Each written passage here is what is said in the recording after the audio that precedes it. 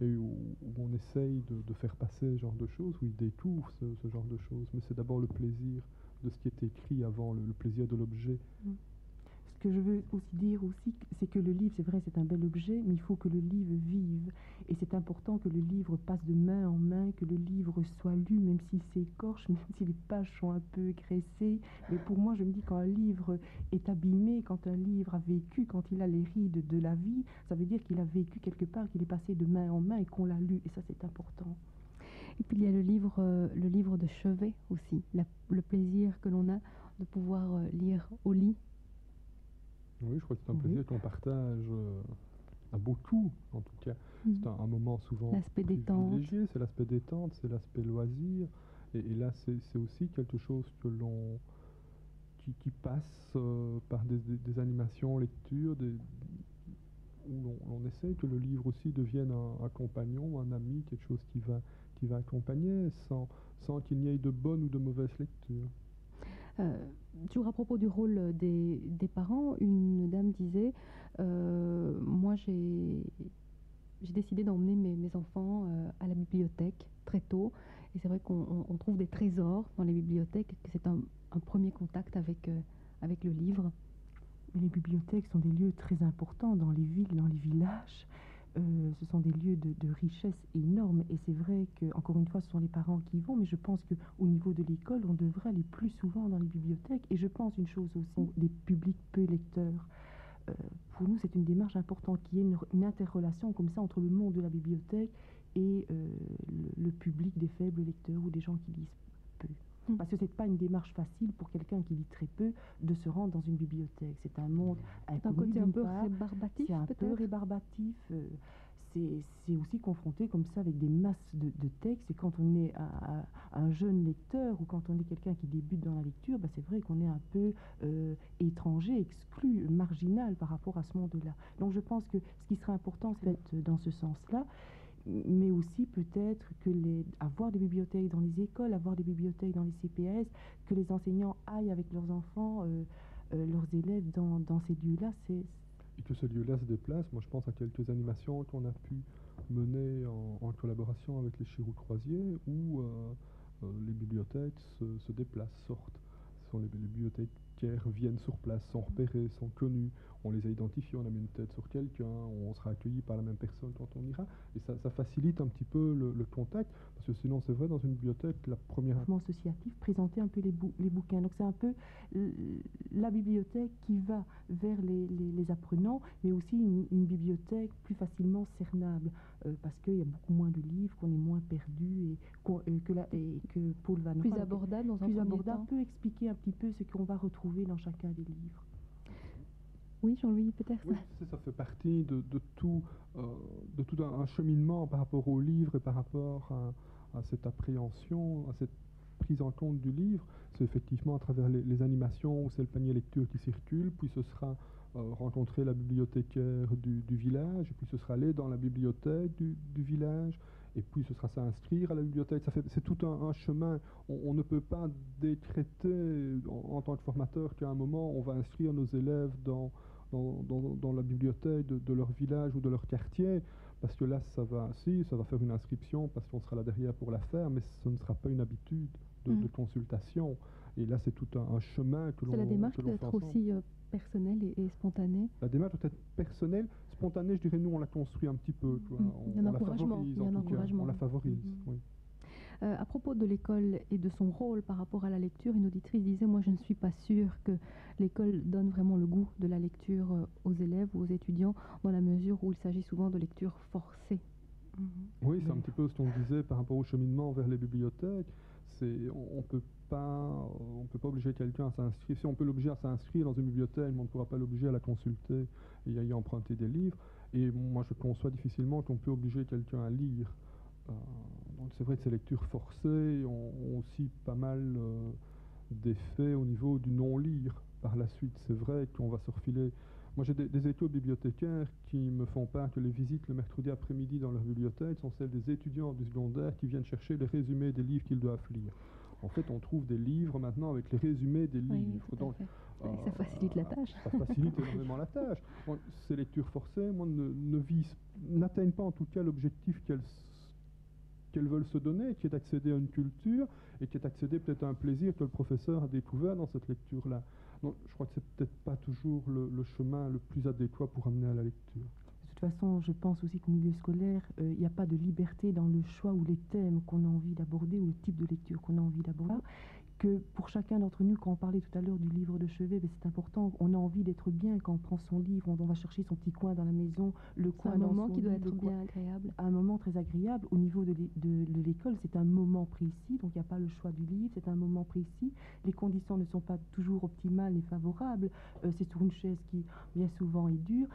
Ce qui ne veut pas dire, c'est comme ça dans toutes les écoles. Je sais qu'il y a des enseignants qui font effectivement un travail énorme pour rendre le rapport à la lecture d'une manière très agréable, où ils ont des petits centres de documentation, où ils ont des coussins dans leur classe, donc ils essayent effectivement de rassembler toutes les conditions optimales. Donc il ne faut pas non plus généraliser. Je pense que c'est une démarche dans laquelle pas mal de profs de français, dans le début du secondaire en tout cas, sont de plus en plus sensibilisés. C'est pas encore le cas dans toutes les écoles, mais il y a, je pense, une espèce de mouvement qui va vers plus d'attention par rapport aux conditions dans lesquelles on fait lire. Oui, bien souvent, c'est vrai que dans les écoles, ces livres, on est tenu de les lire dans un laps de temps aussi qui est très précis. Et ça, ce n'est pas toujours très agréable. Parfois, un livre, ça se déguste aussi. Tout à fait.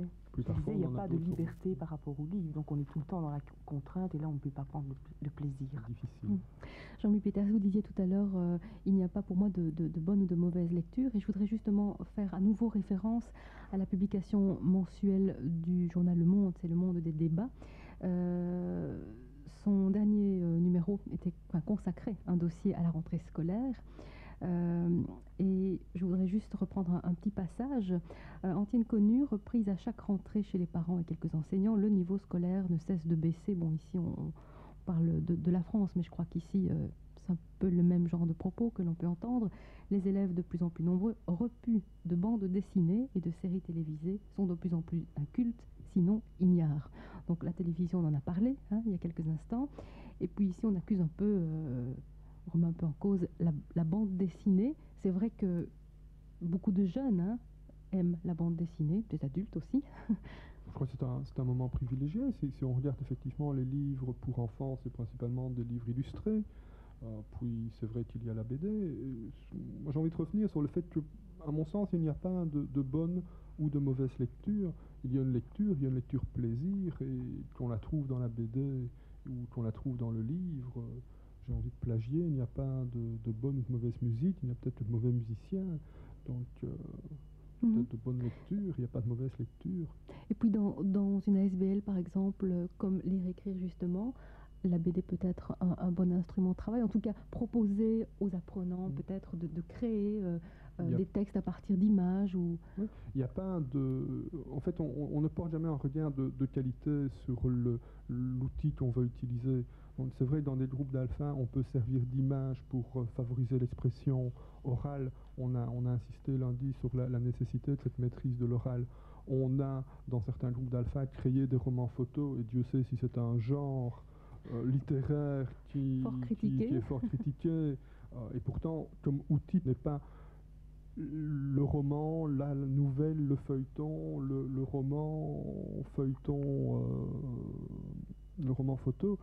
C'est tout le rapport à la création et à l'imagination que l'on favorise dans la démarche pédagogique que l'on essaie de mettre en place.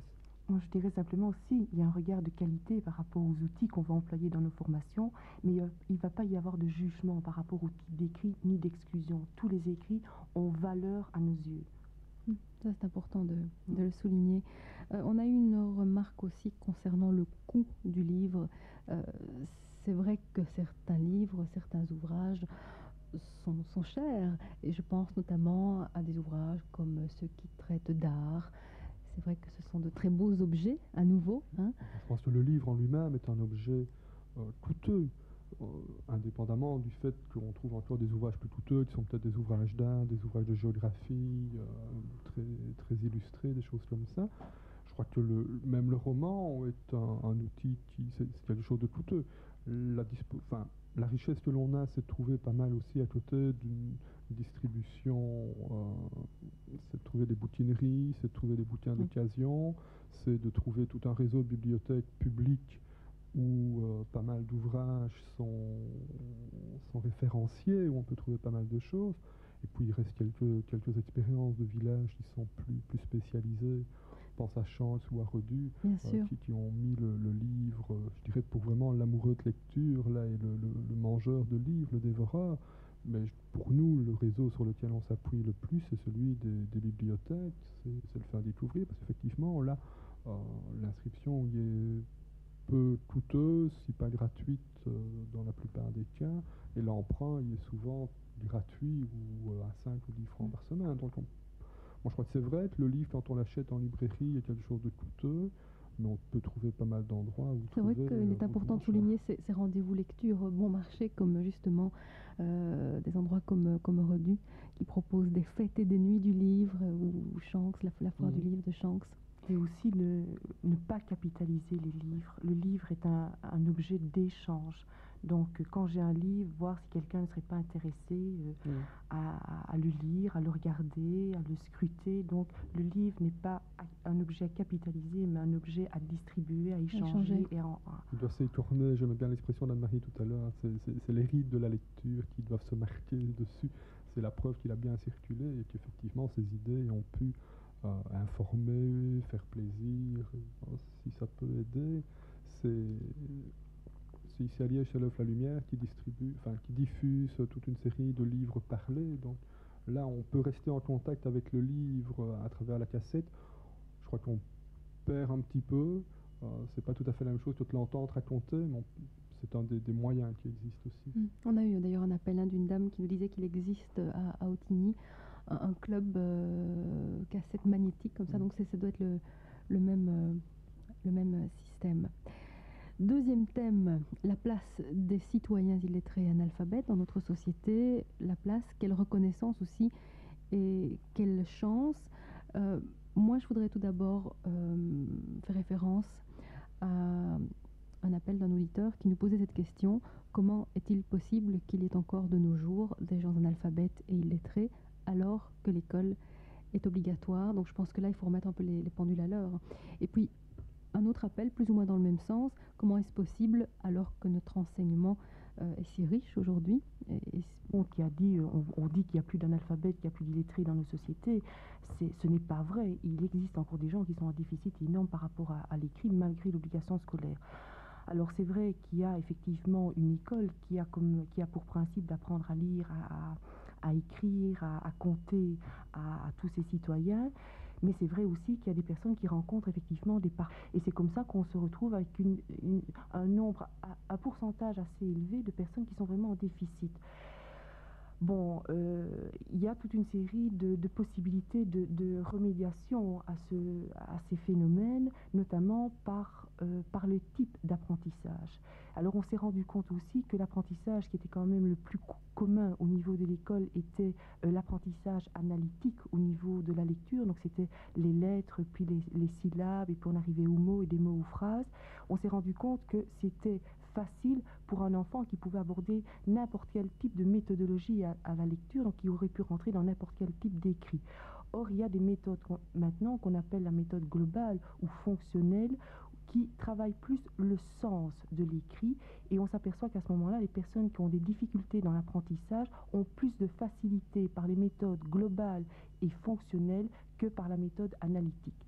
Seulement, le gros problème des parents, c'est de se dire on est perdu parce qu'on ne comprend pas bien comment les enfants abordent la méthode globale. On a l'impression que c'est beaucoup plus lent. C'est vrai que c'est peut-être plus lent, mais ça a des résultats beaucoup plus porteurs au niveau des lectures. Tandis que la méthode analytique, on arrivait à des bons déchiffreurs, c'est-à-dire des gens qui parvenaient à reconnaître des lettres, des mots, des phrases, mais qui ne donnaient aucun sens.